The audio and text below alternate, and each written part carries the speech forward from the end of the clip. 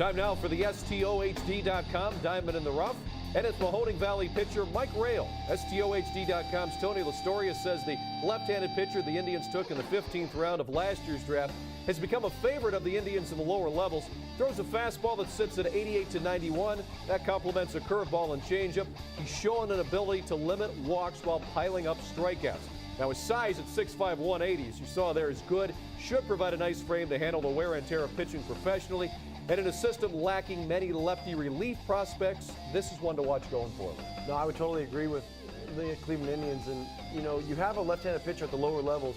You want to make sure that you do everything the right way, and that's put him on a good weight program during the offseason because he does have the good size frame for a pitcher. You know, he looks a lot like John Lester. Yep.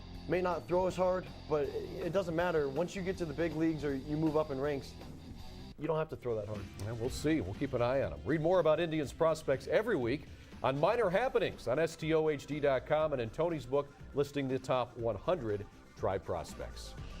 And welcome back here to the show, Indians Minor League Magazine. Well, Travis Fryman, the former Indians third baseman, is beginning his third year now with the Mahoning Valley Scrappers as their manager. And Jason, you had an opportunity to go down to Eastwood Field and check in with Travis. Oh, it was great. It was so much fun to see guys that I got to play with again and actually do the interviews. And, you know, Travis has a great sense for baseball. And, you know, being able to see it, talk to him a little bit about it, and also see what he has to offer for his team. So, you know, kudos to Travis Fryman for doing this.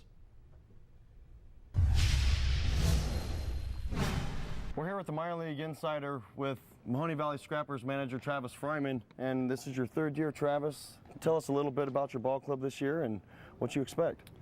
Well, you know, obviously every year is unique and different, you know, new crop of players with each draft. And so I'm learning our guys right now. Certainly, you know, last night we had our 9th round pick, Jordan Cooper, who threw. Looks like he might have a pretty good arm. And Chase Burnett out of Georgia Tech have made good first impressions on me, as well as Diego Seastrunk, catcher out of Rice University. So those three guys have stood out for me so far. And then we've got some of our better young prospects in Giovanni Urshela and Kevin Fontanes, who are with me also that we you know, that we brought from Arizona. So we're young. We've got a lot of work to do this summer. That's been very evident already.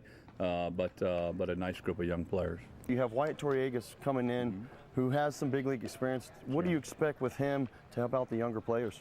Well, you know, that's the role of veterans, and, you know, and this is kind of a unique situation, obviously, with Wyatt being here, and I certainly want to take advantage of that as much as possible. Not so much, you know, my big concern is for him to get himself where he needs to be so that he can continue his career, and he's certainly working very hard to do that. And but his contributions here have been tremendous.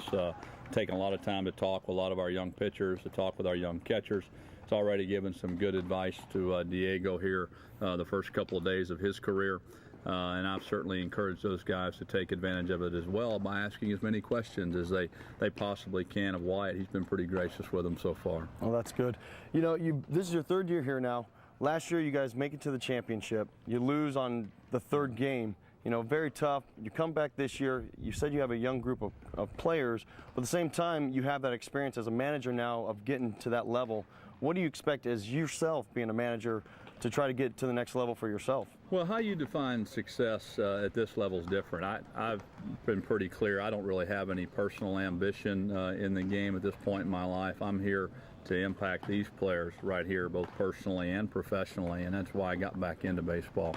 And, you know, I had my time in the big leagues, so, you know, I invest myself here. They're my priority, and so it's about player evaluation. It's about continuing the development of the players that have been in our system for a couple of years. And then again, player evaluation for first-year drafts is very important at this level, getting a feel for exactly what we have, what we think they can be, taking that combined with what our scouts saw prior to the draft, and then putting those two things together and seeing if we can establish some plans for these guys over the next 3 to 5 years. So hopefully there'll be a good player or two in the mix. Well, that's good. You know, this draft has a couple guys in the draft that have some parent or some fathers that have been in the major leagues. You have Aaron Fields, and then you also have J.D. Gorel. Explain a little bit about those guys, because they've already been around the major league clubhouses and stuff like that, what you expect from them because they have been there. Well, you know, number one, I mean, there's a lot of pressure on them anyway. I mean, pressure that they put on themselves. I mean, anytime, you know, I'm very keen on that as a father of 3 sons. I don't want to put any extra pressure on my sons because their dad played in the big leagues. Certainly, those young men have probably put some pressure on themselves. The last thing in the world I'm going to do is have any additional expectations on them. I want them to have a good time, to enjoy their summer, enjoy their teammates. I want them to get better as players. I'm going to evaluate them as players just as I would any other player. The only difference here is that their dad might call me every now and then to see how they're doing. Nobody else's dad would call me, so that'll be the only difference. This past offseason, you had an interview with the Cleveland Indians for the managerial job. What's your future now, going in there knowing what to expect in the future, whether it's with the Indians or another organization, of being a manager in the big leagues? Right. And that was a little bit of an unusual situation. You know, it wasn't something that I asked to interview for. They certainly asked and just wanted to sit down and talk with me. And just, you know, I was in Arizona. They were going to Arizona. And they called and asked if I'd be willing to sit down and talk with them for a couple of hours. And so I did.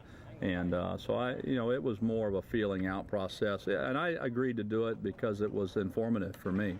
And I thought a good experience if in the future I do decide that that's something I want to pursue. I certainly think that'll help prepare me going into that process.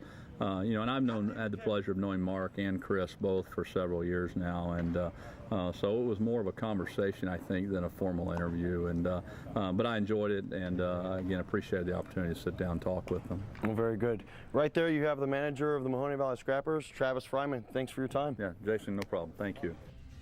All right, there's Jason Stanford down there with Travis Fryman, one of our old friends. Jay, did you have fun down there at Eastwood Field? I did. I really enjoyed the ballpark, but more so talking to Travis about his future with the Cleveland Indians, because everybody's always going to want to know what's going on with Travis Fryman, especially now that he had the managerial experience in the minor leagues, but also at the big league time too. You never know what's going to happen with managers. Yeah, and Travis is a good guy, very well respected. They got a great thing down there at that Class A level. Eastwood Field, great place to play too. All right, we'll take a break. When we come back, Lonnie Chisenhall was the first player taken in the 2008 draft for the Tribe, and he's making Tribe scouts look very good. We'll talk with him. He's our focus on the future. Coming up next.